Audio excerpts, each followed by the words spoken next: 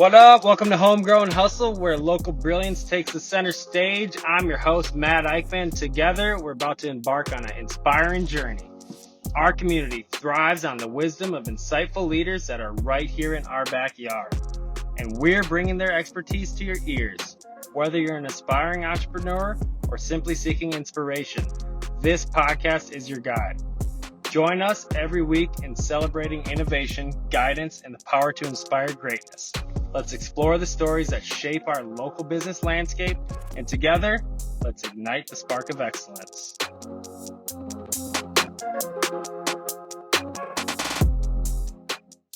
What's up, everybody? Matt Eickman here with the Homegrown Hustle podcast. I'm here with Joe Lofboom. He's the CEO of Lofboom Insurance. He's got a team. They provide an array of insurance from business owners like myself and many of you, homeowners, pretty much all of the things, less health control or health insurance, business, college, doing all the sports. Yep. We had football, wrestling, and pole vault. What year did you graduate? High school 05, college 09. You probably played with one of my neighbors. Probably. We can get to that later. Yeah. So college athletics, farming experience, no military experience. No military. I was going to say you'd have the trifecta of things that are kind of cheat codes to like really successful employees or business people, like those work ethics, those rhythms, and the teamwork required within those different areas. Like it contributes to success in life. So the farm success translates to success. I don't know about in the classroom, but at least being able to play college sports. I know how difficult that is. I played at Hamlin, and that's like, it's a whole different ball game, right? Yeah. So as you're going through college athletics, how many calories you have to eat to like do all that? 1 million? Yeah. So when did you kind of start thinking about, okay, what do I do after this? Yeah, well, like I said, the first epiphany was sophomore year in college when I had to pick a major. Went into business, and then what does that mean though? Like, what does majoring in business mean? Yeah, because I kind of wish I would have done that, but like I still don't even know what it means. Yeah, you take business centered classes. So there were certain classes that were actually called business management. Very creative. Yeah, right. And then you take the accounting and the marketing classes, learning how to do that side, and then we did a lot of studies at local businesses. So St. Cloud was our kind of our market, the closest one. So we'd go travel to businesses and figure out how they operated, what their challenges were. One of the classes I remember the most was on 6 Sigma lean manufacturing. And there was Six Sigma is some crazy shit, man. I mean, they literally called themselves black belts. And they come in and they change everything. And it's like, this is cool, man. I mean, that's what I actually thought I wanted to do out of college is, get my black belt and, go change some stuff. But yeah, then out of college, I bopped around at some jobs, mostly with Wells Fargo Bank. Heard of it. Selling. Yep. The CEO at the time was actually a former Johnny. So that was kind of a cool connection, but anyway, then when I was there, I got contacted from a recruiter in the insurance industry that said, "Hey, do you want to come be an agent?" And I thought, that's interesting. I don't know anything about insurance. I don't know anything about managing people, and I don't know anything about running a business, other than what I've learned in college, but I've never done it. So how do I make that jump? I'm not somebody that just kind of leaps without learning, I found an agent he actually played softball with. He worked for State Farm, and he said, "Hey, come work for me. I'll show you the ropes. I'll show you what you need to know." His rule was the rule of 10,000. So you need 10,000 hours at anything to become an expert at it. And then when you translate that into the working world, it's about 3 years. When you add up the hours of a 40-hour week, it's around 3 years of work experience. So I said, all right, I'll work for you for 3 years and then I'll go do it. And the plan at that point was to be a State Farm agent. Well, the time went by, it ended up being 5 years instead of 3 years with them. And in that time, I realized I wanted to go independent and be in that model, that space instead of the State Farm world. So I made the leap and opened my own independent agency in 2017. So you went in with the idea, Fully like, committed, like this is an extended education for me. Like if it doesn't suck and I don't quit before this is what I'm going to be doing. Yep.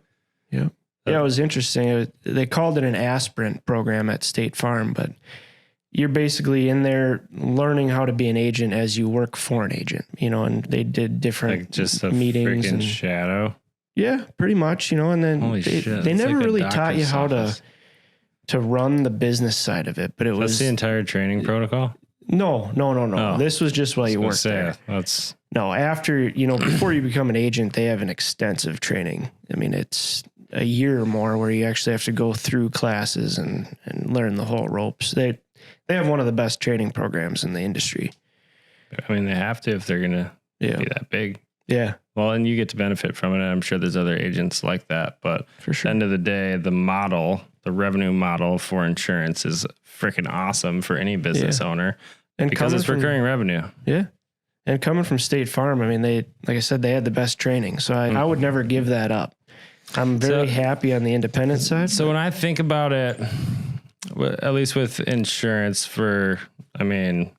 casualty and property, like I think about like State Farm is really almost like a franchise type of model, right? You get all this training, they give you all the resources, help you market it, help you kind of do it. But then you have like this territory, right? And I'm sure like I love State Farm. Shout out to all my State Farm homies.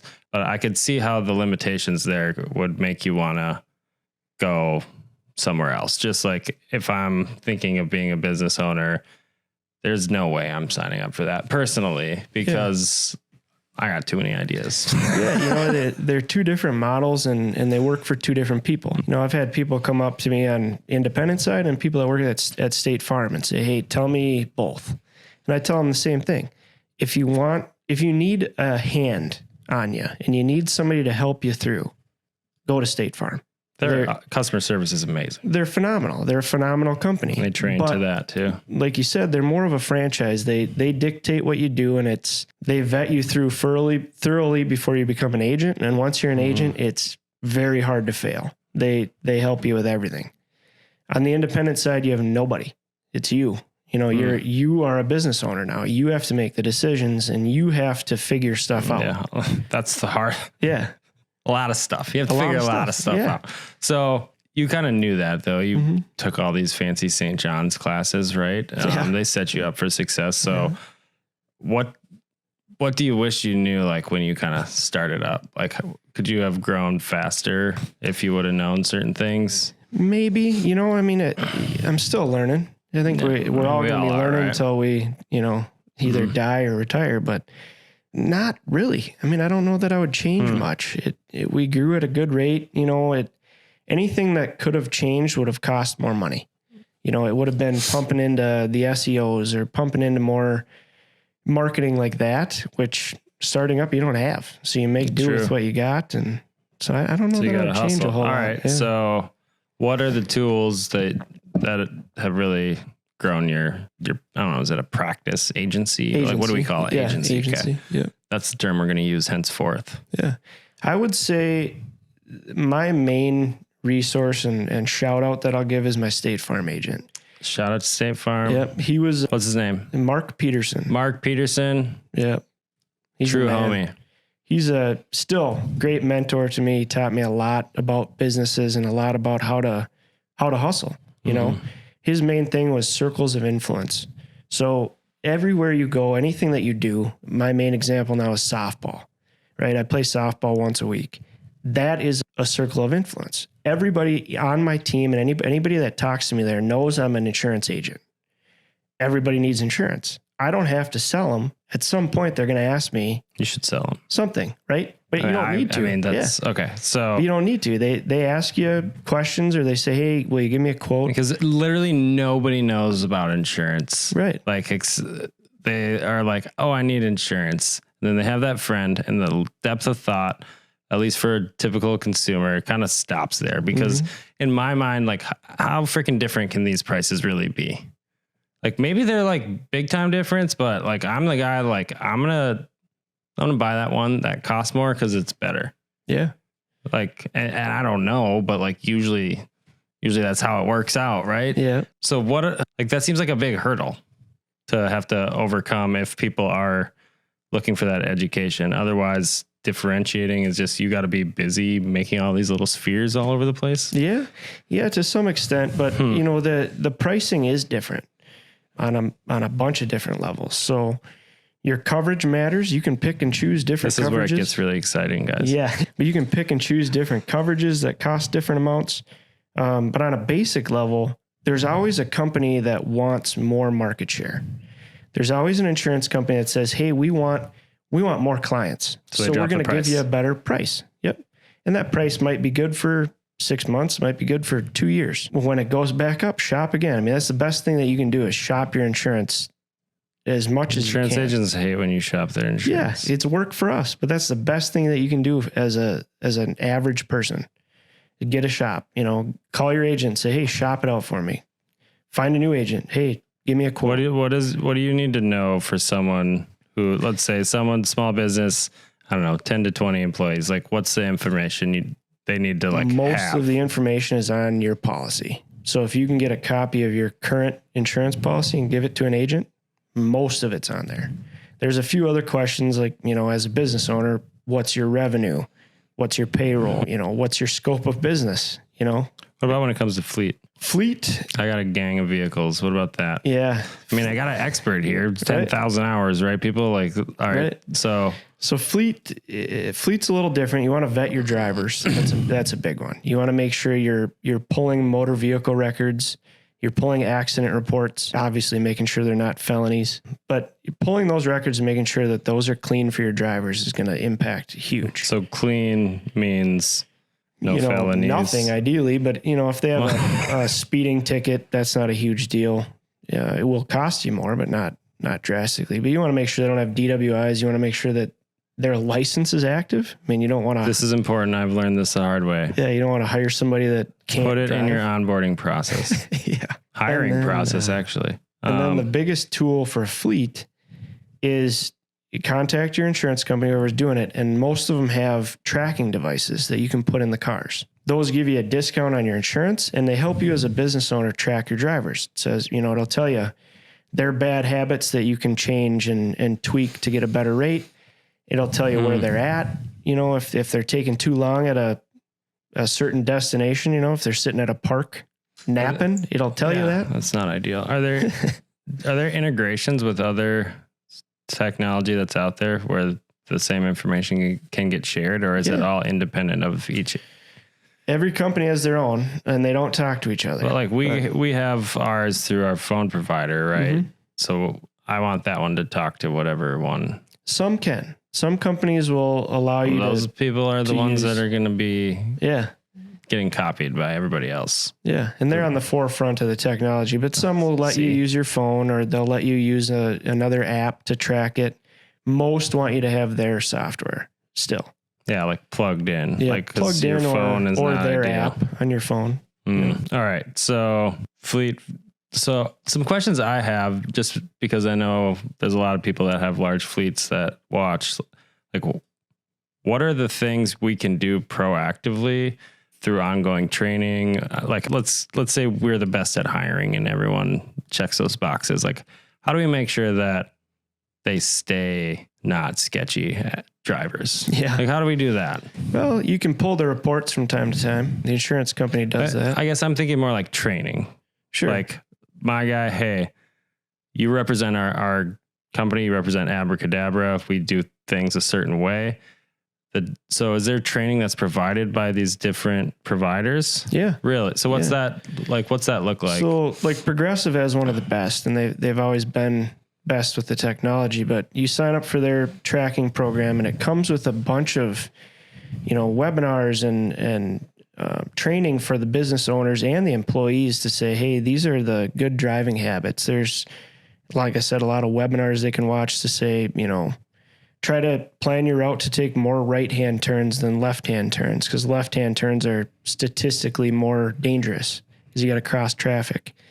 You know, try to plan your route at non-rush hour days because there's more people on the roads. If you can, there's non-rush hour days, or not days, sorry, times of the day. Middle of the day when there's less people on the road. Try to plan your routes that way. So there's a ton of trading that you get when you sign up for those programs. But it's all about implementation and like building it in. I'm thinking like from my side, if I'm trying to get all of our techs trained, that can't just be like, hey, show up this day and we're going to do this training. Like it has to almost be that safety has to be like really built into the culture. We've been spending a lot of time, but as we're growing, it's like these constant reminders. Plus we have new employees coming in and just making sure everyone stays on the same page for safety reasons. Like as a business owner, resources that help me do that better are incredibly valuable. Yeah. And I mean, I'm sure you hear a lot from other businesses out there as well. Is it similar for like if you get like camera systems and shit on your house, like does that drop the freaking insurance too?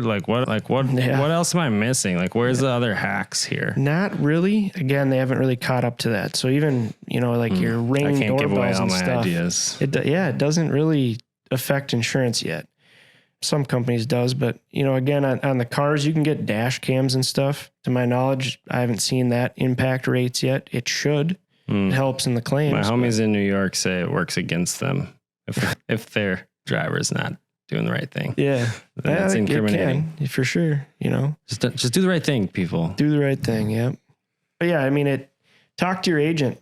Most companies that insure businesses have a ton of resources out there. You just have to access them. You have to get into them and use them, which most people don't. But so when like the business owners that come to you and you're helping them the most, like, are there questions that they just haven't asked before? Like, is there a problem that's come up where the coverage wasn't there? Like what prompts it? Because I know for me, insurance is like an expense. It's not that big of a percent. So really the amount of time I spend thinking about it is like a certain time of year. And then like if something gets messed up. Yeah. Right.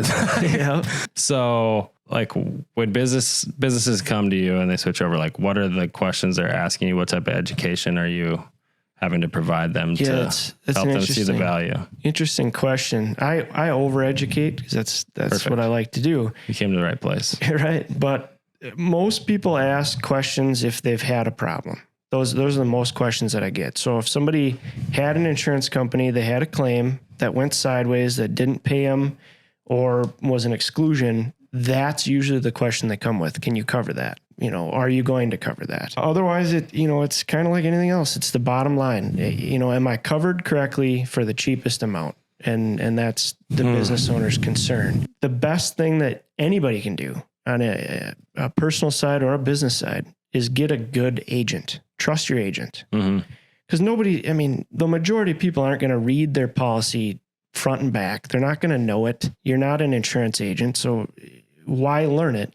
But if you trust your agent to make those good decisions for you and ask you the right questions so they know you and they know how to cover you, that's the most important. Then price is kind of an afterthought, really. I mean, you still want the best price, but you want to make sure that you're covered so if something happens, you're not out hundreds of thousands of dollars. I don't want to be out that much money. No. So what do you think about public adjusters? I think they're great. I think they're underutilized. Yeah. People don't know what they are, bro. It's a cheat code. Like if you want an insurance company to like stop jerking you around, like get a public adjuster. Yep. Because really that's the professional that like almost a court of law really, but it's really like a personal matter. I don't know. Yeah. I'm not a law guy, but no, they're like wizards. You should get them. Yeah. Like wizards. And we love wizards around here. Yeah. So, but like I've heard claims where it's like literally hundreds of thousands of dollars that the auditor or whatever for the business just they're not going to do it. Like their job is to like pretty much say, we got to make money. We can't give this to you. Yeah. But over the last few years, there's been so many claims that have gone out and they've just been paying out and paying out and paying out. And they're big enough that they're like kind of can't fail, but they can't like do that forever. Like they have to turn a profit. Otherwise, like the world's going to fall apart if these agencies start like going under and we don't get rid of that rule. So what's like the current state of insurance? I know rates are going up. Are there any other big changes that are kind of coming in that business owners should keep an eye out for? There's a ton, and you hit it on the head there, right? Insurance agencies are businesses. They're out there to make money. Not forget about that. And they haven't been making money, so changes are coming, and rate's a big one. At one point, and I don't have the current figures, but the state of Minnesota took a 30% increase for home and auto insurance across the board on average. Some people said 100%, some people said nothing, but the average was 30. And that's this year. I mean, the way the market's going, I don't see it slowing down. I think it's going to still keep going up and up until they hit a point where they're turning that profit again. The other part to that, the major changes have happened on homeowners, and it's roofs specifically. Because in Minnesota, we get a tornado every once in a while. Honestly, roofing's a racket, in my opinion, dude. They make a lot of money. But yeah, so most of the changes are on roofs. Your deductibles are going up. Mm-hmm. Forever, the minimum deductible we could do is $1,000. Now minimums are $5,000. Kind of defeats the purpose of insurance for a lot of people, Yeah, they're putting it back on the customers to try to. So I just came up with a theory I'd like to throw out there. So kind of COVID prompted like a bunch of changes, right? Mm-hmm.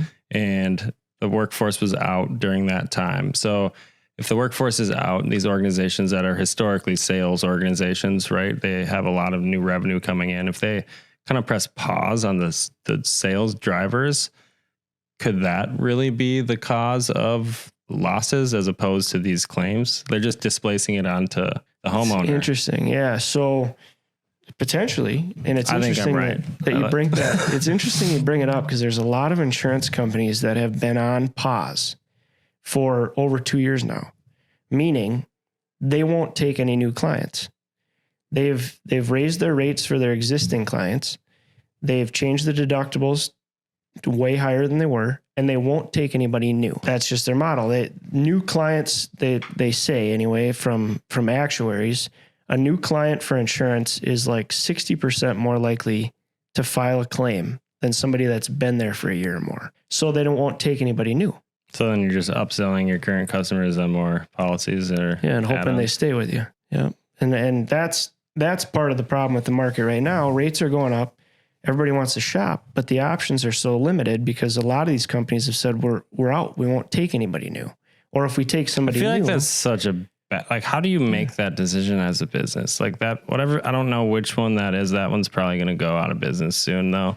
They're one of the bigger ones. Yeah. Well, still might happen. I don't know. They're going to change the rule and then they won't go out of business. But like, if you're not driving sales, like I feel like that screws everything up. Yeah.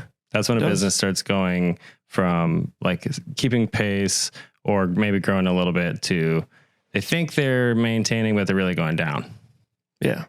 Right. That's just how it is. If you can't bring in any new clients, you're going to lose some. So, I mean, that's just, I think the poor salesmanship during COVID or the ability to adapt for insurance could likely be a causing factor for the losses that those companies have been putting out there. Yeah. I don't know if this is the first time that theory has been put out there, but I agree with you on that. I mean, I think we're still seeing effects from that trickling down for sure. But. So how does that affect businesses then? A lot. It affects a lot. Yeah. Employees have higher cost of living. Yeah. And their ability to get insurance. This is stressful. Can we talk about something happier? But, like businesses kind of like yours, right? So you're a pest control agency. You're spraying chemicals. It's a little riskier. Applying products.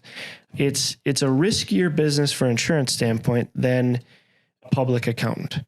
Let's say, I can see that there's more liability there just in your nature of what you're doing. Those type of businesses, there's few and fewer companies that will actually insure that. It's like the same three. Yep. Yeah. Yeah. Like I've tried it. Like it keeps coming back around to the same. And there might've been 4. Now there's 2, so there's a lot of businesses that we insure that we've seen that where the options are gone. Prices going up and options are gone. So you're going to pay more just by default because you only have that option. This is the reason for price increases to all of my current and future customers.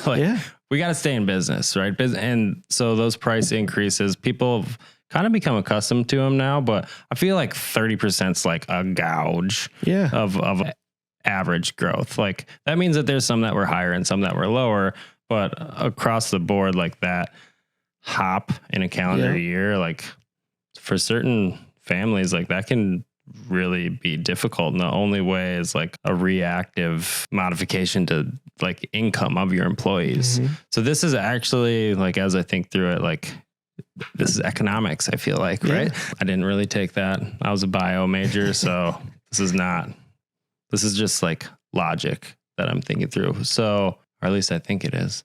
So what are you doing to educate like your current customers and your new customers about like the changes? You're coming on this badass podcast. That's a good start. Yeah. How do you make it easy to shop your insurance? We do ours automatically. So we have a system in place that any of our customers, usually 30 to 45 days before their renewal, we will get the price and we'll know what it is with the current company. If there's an increase, our threshold is usually 10% or more, we shop it automatically. And then we reach out to them. We say, hey, we either found you a better price or we shopped it and you're in the best spot you can be in. Shopped it with how many different companies? We have about 30 we represent. Now, like I mentioned, not all of them are some of the bigger ones, right? Yeah. Yeah, most of the bigger ones. We can't do the captives. So there's like your State Farm, Farmers, American Family are called captives. So those agents can only sell them. And now that I sell everybody else, I can't sell them. But pretty much everybody else. And I know like there's certain lines that are drawn within like even State Farm, for example, like I know they can't provide our commercial insurance because pest control, and that happens in different areas depending on what agency you're with, right? But that process of shopping it sounds like you guys can do it internally, right? With multiple companies. Like what's that process look like at one of those bigger agencies? Is it like this guy's had a few claims, it's come in, we got to charge him more? Like in my mind, that's what happens. Like some guy. Yeah, no, that's his job. It's mostly automated now. I mean, even our agency, we have a management system that triggers all of that stuff. And the bigger agencies automate it even more, where they just have the system do it and spit out the figure, and then they call the client. Where ours, we're more in depth. We still hand quote everything to some degree, but a lot of it's automated. So it just happens. It's just with certain agencies, if you don't have that many options, there's not many that they can shop. So some agents have more capabilities than others. And I certainly don't have all of them. There's agents that have more contracts with insurance companies than I do. But so, okay, let's talk about commercial buildings now and insurance there. Cause I mean, we do a lot of work with commercial pest control, obviously in different verticals, but I know that insurance is like one of the bigger expenses. It's a little bit bigger than pest control, like across the board, like that. Yeah. There's conversations about this all the time. So with the real estate that we own, I don't even know like what even impacts outside of the value of the building and I don't know, like the roof age, like what the heck? Like, how do they come up with these numbers? Actuaries. Yeah. So roof age is a huge one. Building age, the older the building, the more it can cost. If things are outdated, you want to make sure everything's up to code is your main thing. If you're getting into a building that still has fuses and, old paper jacketed wiring, that it's almost impossible to insure those because of the risk. If you get burglar alarms, sprinkler systems, fire alarms, all that stuff helps your rate. So if you have a burglar alarm, if you're in a common shopping center that has a security guard, that's a discount. All those safety measures that you can put in your buildings help. Routine maintenance and updating your major systems, your plumbing, your electrical, your HVAC, and your roof are the main factors in your rate. The older those things are, the more you pay because there's more likely to be something going wrong. So like I'm thinking about like with banking, like you kind of have to show like your work. So like if they're going to fund a loan or finance a purchase of something, then like you have to be able to like kind of tell the story. Can you do something similar within like insurance in terms of like, hey, we have this ongoing maintenance, we're putting the security measures in place. Like, are those like at scale when we're talking multiple properties and portfolio, are those conversations that are just norm and I'm just not privy to those yet because I don't have enough real estate? Or yeah, they should be the norm. Again, that goes back to picking an agent you trust. Right? So agents don't always ask the same questions, but those are the questions that should be asked, and that those are the conversations that should be had, especially on the business side, because business insurance, I have more, I'm going to say freedom, where I can actually call an underwriter and say, hey, here's the story. This guy, it's an older building, but they've maintained it. I mean, he has records going back however long of how they've updated these furnaces, and, maybe the whole system's not done, but he's on top of it, and they will account for that. There's credits on business sides that can be applied for those things. Where on the personal side, like homeowners, everything's automated. There's very few times that I can actually talk to an underwriter, but on businesses you can. So those conversations should be had. The more story that I can know and relate to that underwriter, the better it usually is for you, unless it's a bad story. But yeah. So what are the things, I mean, you kind of just laid them out there. Is there stuff people like think that doing it helps, but it really doesn't help? Like it doesn't, like not putting that claim in, like, does that really help? Yeah. Oh yeah. Any claim that you put in, of course, the insurance agent's going to say that. You're right. I mean, I'm a proponent for filing claims when you need to. I mean, that's why insurance exists. I feel like my team fires them off anytime, like we like have a door nick. And so I'm conscious of it, but that's like where actuaries come in. That's the math part of insurance, right? Where they can't like charge too much, right? And they can't like not make any money. So that has to be like the sweet spot almost. And then depending on whichever agency you're with, like they have different sweet spots. So to answer what you said before, I keep asking too many questions. No, you're good. But I would say the main thing, the easiest thing to concentrate on is your deductible. So as a business owner, if you raise that deductible up a little bit, so these little claims can't happen because they're not covered, you're putting more responsibility on you, and it's making your insurance cheaper.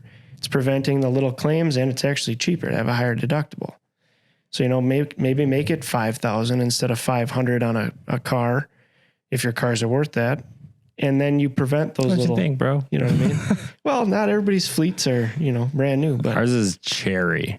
I don't use that descriptive word often. So, but that is like a little lever you can pull, especially when you have multiples, right? You can say, okay, well, across the board of these 30 vehicles we have, if we go from 500 to 1,000, does that drop my monthly cost enough? Like, because if you save enough over enough months and you kind of guess, then it's pretty much like a micro gamble. Like, okay, I'm either going to get an accident and I'm going to drop 1,000 and that's going to suck.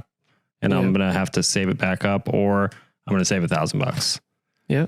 And we go through that process pretty often. But the other thing, business owners, like, and I've been guilty of it, like you got to be able to understand it like a little bit. You do have to spend time asking questions, and not just when it goes wrong, because like you're kind of like too late at that point. Now you're just frustrated and wish they would have read your mind. Yeah. And that's not a cool spot for you to be in, I'm sure. No, and that's exactly right. I mean, I can change coverage almost up to the time of an event. But as soon as something happens where you would make a claim, I can't change anything then. So if you're asking the questions on the front end, like you said, it's way better than after the fact, because if you're not covered, you're not covered. And there's nothing we can do about it. Are there any like rules or limitations of things that can't be discussed between like an insurance agent and a customer? Not really. There used to be, back when I started, a lot more of this, where there'd be, publications that would come out that say internal use only, cannot be shared with clients. Nowadays, they just usually don't share that with us as agents. So there's not a lot that can't be shared, I would say. Gotcha. So it's just a free for all. But really how you win is by having a good relationship. Yep. And having that person understand at a deeper level all the parts that are going on in your business. Yeah. Is there a particular like rhythm or cadence you go through with your customers where like as their business is growing or they're buying more properties that you check in with them? Or is it they just throw stuff at you? Like, how do you set yourself up for success? Every year at renewal, I always call them or email them minimum and just say, hey, has anything changed? Business owner is the only one that knows. What does that question mean? Like when we say anything, like what are the potential anythings? Tell me anything. Have you hired more employees? Has your revenue decreased? Have you shut down or opened a new location? Have you gotten new equipment? I feel like those should be the questions. Yeah. Like, I don't know, business owners, bro. I'm thinking back to like when I was our first building, bro, I had so much stuff going on. I'm just trying to check this box and make sure I can get the deal done. So that you almost need to do it before that, so you have more time. So education on the front end, you should do a class. I know. I'd like to do that. Yeah, education. I'm going to come up with the name here. GED for CEOs. No, that's not a good one. We'll work on that. Insurance ed. That's cool. Yeah. It's like, okay. Don't brainstorm on the show. So, but yeah, I mean, as a business owner, it should be one time a year minimum when you renew. It's an easy one to remember. Your insurance is due or it's going to be a new rate. On your renewal date, you should be just racking your brain on anything that's changed and having that conversation with your agent. Even if you think nothing's changed, just have a conversation with them. I mean, there could be, oh yeah, I did. I swapped out this snowplow for a new one. Well, I got to know that. Yeah, like the thing you just throw on the front of a truck. Yeah. What? Is there like anything you can't insure? Like these cameras and lights and stuff? Can I insure that? Yeah. How much? I'm just kidding. Let's not do this. No, there's nothing that you can't insure. I mean, even if you wanted to, I mean, you could insure your hair. People do that. You probably should. Lloyd's of London will insure anything. Dude, you're messing with my head, man. We can't be thinking about all these things. So yeah, man, you got some good locks. I didn't pay. He's not a paid actor. So like, how do you grow an insurance industry, like an insurance agency? Cause I know a lot of independents. I know more agents that they have larger companies and they work for those bigger, like agent. I've used the word agency too much at this point, but they work for the big guys. Yeah. Right.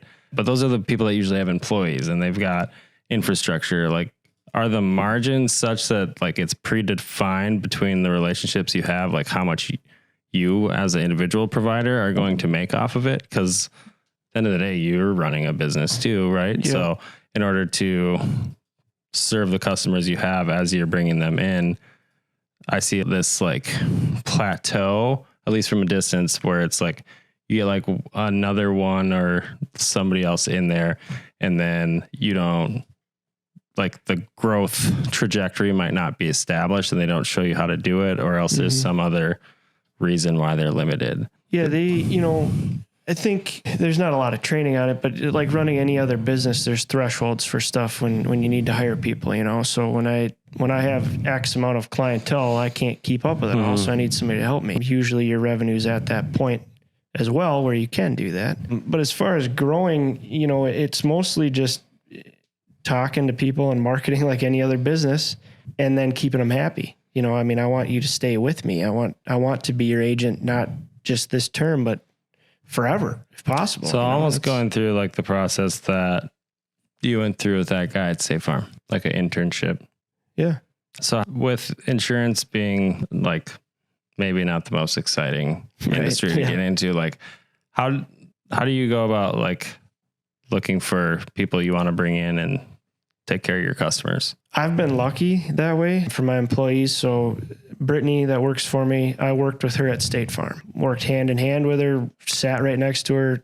I knew it was a good fit. And she's a good I will worker. hire all the State Farm employees, by the way. Like I've got a couple that work for me and the customer service they have is amazing. But like to your point earlier, like making sure they stay happy and they stay there, like that comes down, that's just leadership business. Yeah. Anyway, back to your luckiness. Trusting your people, I mean, I knew I could trust Brittany from day one that if she's having a conversation with a client that she's never talked to, I'm not going to lose that client. She's very good at what she does. And then Julie, I acquired when I purchased an agency in Hugo. Her? Yeah. Well, her boss sold out. He was retiring. Gotcha. Mike Gallivan. And I bought his agency in Hugo and I kept Julie. she was the bread and butter there. She's the heart and soul of the place. And your sweetheart. People still call today and they're like, they won't talk to me. Like, can I help you? No, I want to talk to Julie. It's like, all right, yeah, that's fine. I'll never call you. You better take care of Julie, bro. Yeah, she's awesome. So you purchased that. I don't know how I missed this one, but you purchased another agency. Yep. That transition, pretty much you just come up with a deal on the side, and then it's just all of a sudden we flip flop the paperwork on with all these like registered agents for all your customers, or how did that? It's a wild ride, but the main hurdle, I think, getting into buying an agency like that, especially with Mike, his agency's been in his family for 70 years. Word? That sounds like a good one to buy, bro. Yeah. You have so many contacts. He's lived in Hugo forever. I mean, he's very established, and he didn't want to sell his agency to just anybody. He had a lot of people looking at it, but they didn't fit his bill, or he didn't trust them to handle his clients. Cause that's what I'm buying. It's personal. Yeah. I'm buying his people that insure there. Mm-hmm. And so building that trust with him first was key. And then everything else kind of fell into place. You buy it out from him. He still works for me part-time, mostly retired, but he still gets his hands dirty once in a while. And then, you contact all these companies, all these carriers. So the Travelers, the Progressive, the Nationwides of the world, say, hey, I own Gallivan Insurance now. You need to change all of those codes into mine and move all the people over to me so I can help them going forward. And it's a process. Like an absolute nightmare. It took almost a year. Yeah, I don't like that at all. That would be brutal. Yeah. But I mean, that's what it is. Anytime you buy a business, right? You have to go through these transitions, because what you're talking about essentially is like the vendors that help you serve your customer. You have to redevelop that relationship with them, understand the processes. You also need to cultivate the relationship with your customers, make sure you don't lose them all. Yeah. So you just bought something that everyone runs away from. Right. But if I'm you, I'm sitting here thinking like, what was the guy's name? Mike, how do we call these 70 years of people to tell them how awesome I am and why you chose me to be the one that took over your family agency? They did a newspaper article in the White Bear Press about him and stepping down and how we did everything. I think you can still find it online, but it was wild meeting him. And the two of us had so much in common that it was like the deal couldn't not be done. We both grew up on cattle farms. So where his agency is there right off 61 was a farm at one point. Now it's mostly been developed, but he grew up on a farm. He's been an insurance agent. He still writes farms, which I do too. There's not many agents out there in this area that still write farms. Like for like crop damage and stuff like that? We don't do crop insurance, but just insuring the farm itself, the liability, the cattle, the equipment.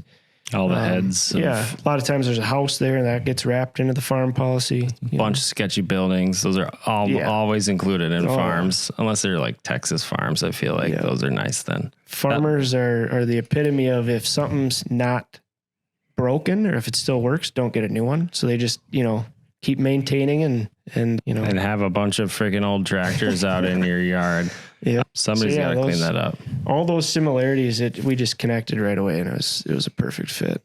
So was it, you're still going through it right now, but that's a delicate process. Anything that you'd like recommend to other people that might be purchasing an existing book of business from somebody, whether it's insurance or not? Yeah. I know up until the last few years, I didn't have a lot of people in my circle that have done that. And having acquired a couple of businesses, like it's not like really straightforward. There's a lot of emotions and it overlaps with money. And anytime that happens, it's like a shit show. So what advice would you give? I would do, if I was going to do anything different, and I plan on acquiring another one, but now knowing, don't keep growing. Don't mess up the microphone. But so I plan on acquiring another one. Next time I would do more research on the front end. I don't have any regrets from buying Mike. It's been a great situation, but in another situation, it could have gone poorly. With, just not researching the book, not, seeing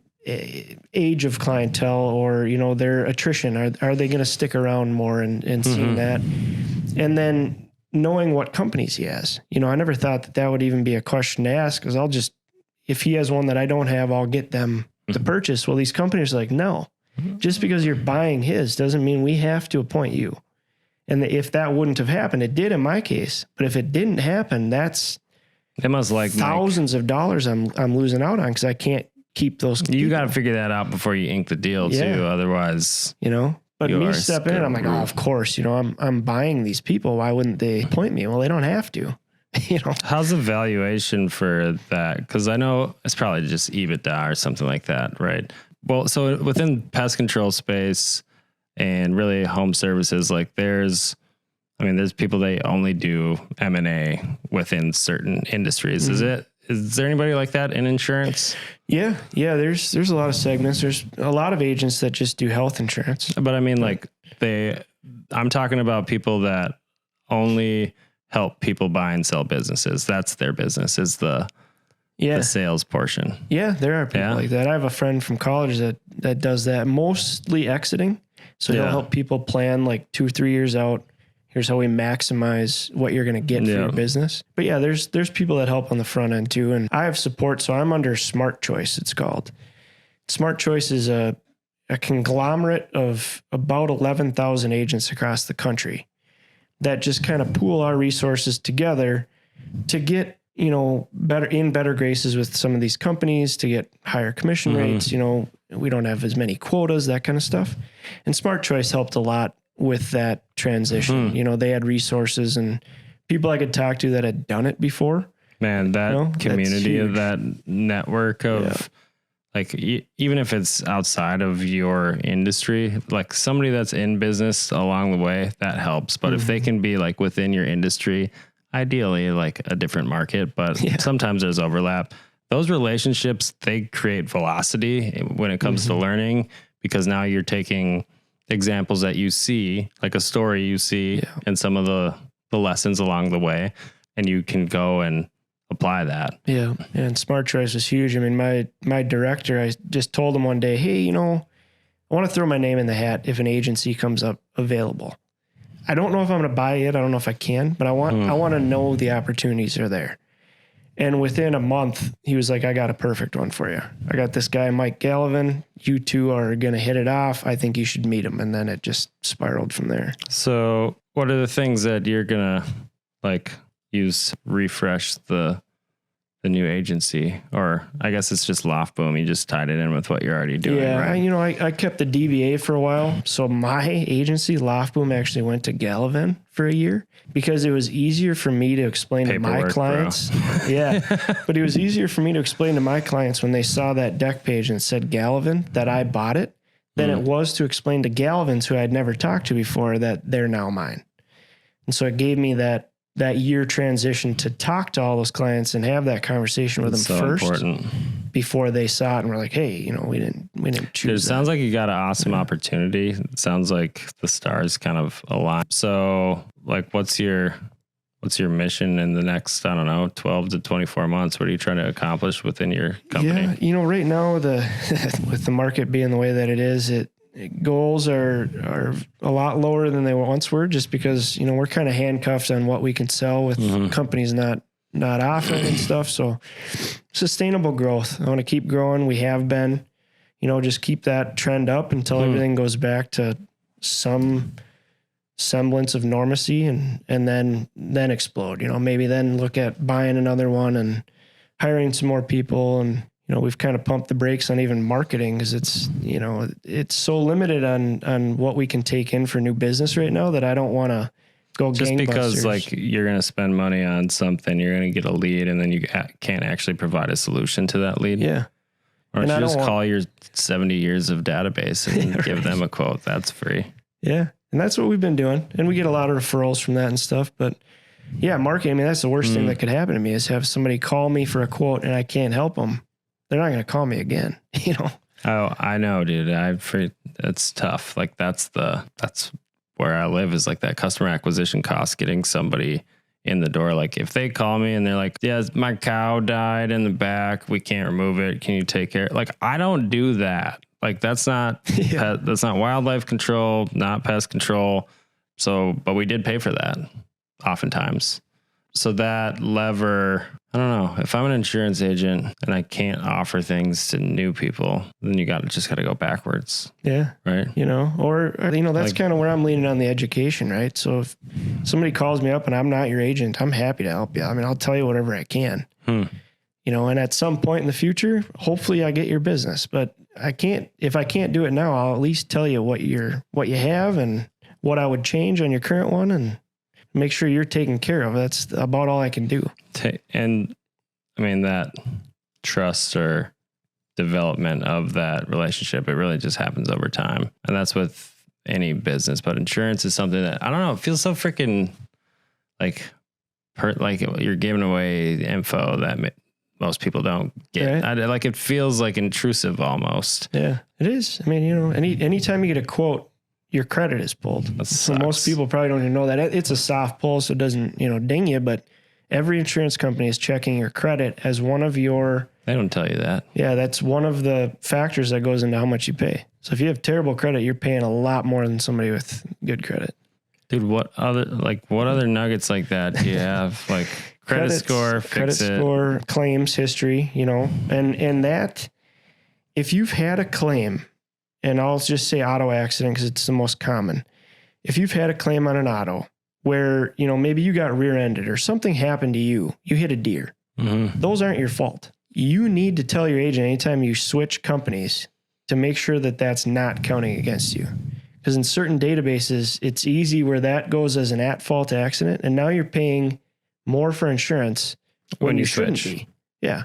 But if you tell the agent, hey, I hit a deer, or this was a hit and run, or, just tell him the story of what happened, he can relay that to the underwriters and get that changed. And I see that a lot where there's at-fault accidents counting against you, and I, say, hey, what happened here? This was the date, and, somebody tells me, oh, my car was parked at Target and hit and run.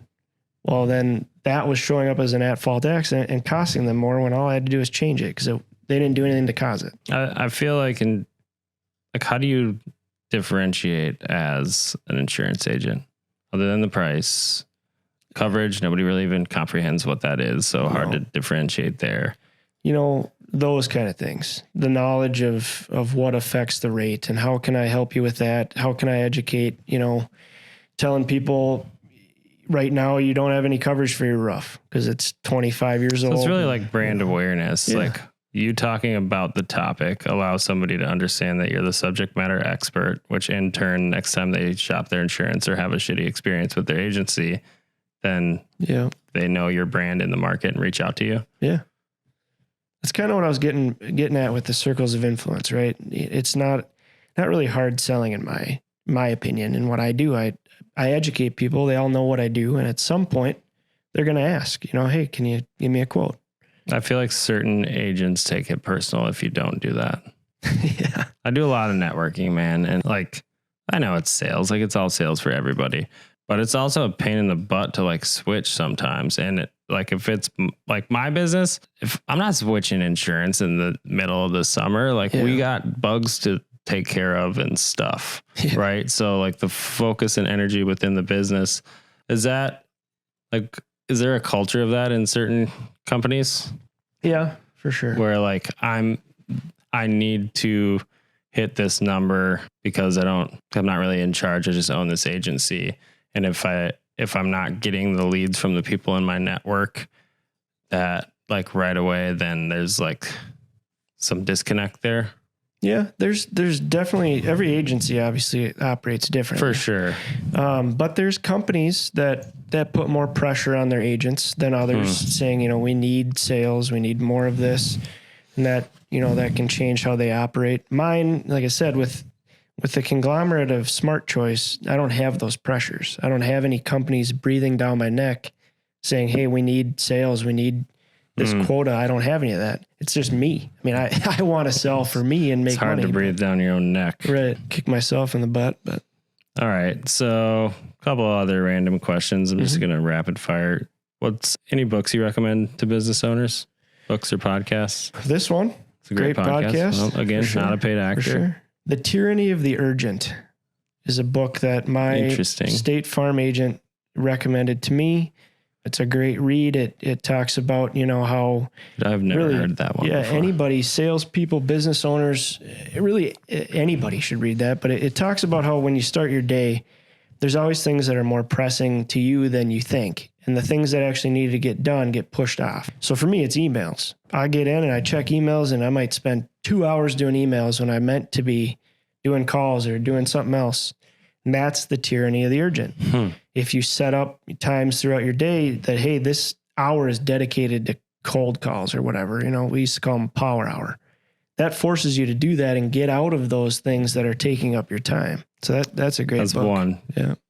That's really the only one that comes What's to number mind. 2? I've never heard of that one, so I got to ask for another one to see. The only other ones that I've really spent time on are the personality finders. So when you hire somebody, strengths finders is the one that I use, which isn't really a book, but it's a tool though. Yeah. All right. How do people get in contact with you if they want to do business with you? Look us up online, lofboominsurance.com, or give us a call. What's the phone number? 763-477-1719. All right. Last question. So this is Homegrown Hustle. Obviously, you're definitely a hustler. So one question we ask all the business owners and CEOs that come on here is like, what does hustle mean to you in terms of business? Yeah, it's interesting, but a lot of things come to mind. I would say the grind. The hustle for me was the beginning. It's when you don't really have a pot to pee in. You have to make money somehow, but you're just starting out.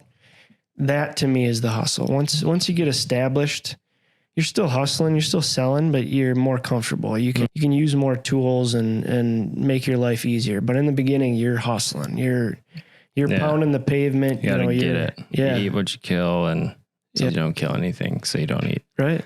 I love that. All right. Thank you so much for coming on. Appreciate you. Everybody, give them a call. Shop Your Insurance. You heard it. Should be done by everybody. Also, like this on YouTube, Facebook, Instagram, all of the things that we have, you all know. Share it and really just spend a little bit of time thinking about your insurance and what type of relationship you really have with your agent. I know this has helped me out a lot. I got a few little nuggets there, and I hope all of you found at least one thing in this episode that you could take away and go and implement and create some change within your organization. So thanks again, everybody. What am I going to say here? Thanks for watching the Homegrown Hustle. We'll see you next time. Thanks, Matt. Thanks again for joining us on Homegrown Hustle. Our local business community thrives because of the brilliant leaders right here in our backyard. And it's been an absolute privilege to provide them with a platform to share their invaluable expertise. Stay tuned for more insight, wisdom, and inspiration from our local business champions. Don't forget to subscribe, rate, and review us on your favorite podcast platform. Together, we'll continue to nurture and expand our homegrown success stories. Matt Eickman signing off until our next insightful episode.